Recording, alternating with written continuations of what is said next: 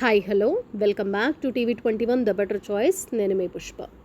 Vitamin D లోపంతో మానసిక సమస్యలు, ఈ అంశం గురించి ఇవాల్టి వీడియోలో తెలుసుకుందాం. వెన్నుపాము లోపాల సమస్యలను నివారించడానికి గర్భిణీలకు ఫోలేట్ మాత్రలను డాక్టర్లు సూచిస్తూనే ఉంటారు.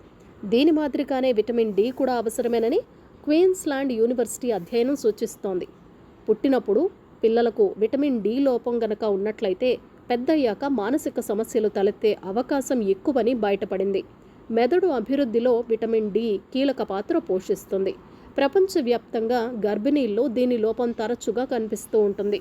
విటమిన్ డి లోపం వల్ల కృంగుబాటు, బైపోలార్ డిజార్డర్, స్క్రీజోఫీనియా, ఆటిజం, ఏకాగ్రత లోపం, అతి చురుకుదనం సమస్యల తీరును పరిశోధకులు విశ్లేషించారు.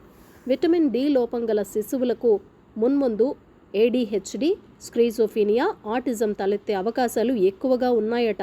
విటమిన్ డి తీసుకోవటం ద్వారా వీటిని నివారించుకోవచ్చు. సాధారణంగా చర్మానికి ఎండ తగిలినప్పుడు శరీరమే విటమిన్ డిని తయారు చేసుకుంటుంది. సాల్మన్, టూనా వంటి కొవ్వులతో కూడిన చేపలు, గుడ్లు, పచ్చసొన, పుట్టగొడుగుల వంటి వాటిల్లోనూ కొంత లభిస్తుంది.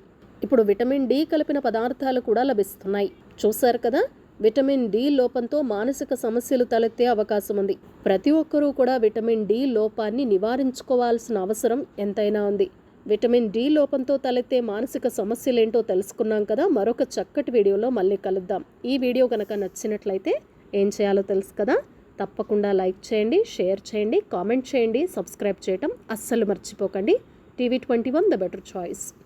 ఎయిర్ హెల్త్ ఇన్సూరెన్స్ ప్రముఖ ఆరోగ్య బీమా కంపెనీలో జిల్లాలోని అన్ని మండలాల వారీగా ఉత్సాహవంతులైన ఏజెంట్స్ కావాలను. Life, general, postal, chit fund agents, teachers, RMP doctors, house wives, bank ఎంప్లాయీస్కు ఈ అవకాశం. వీడియోలో కనిపించే నా నెంబర్కి కాల్ చేయండి.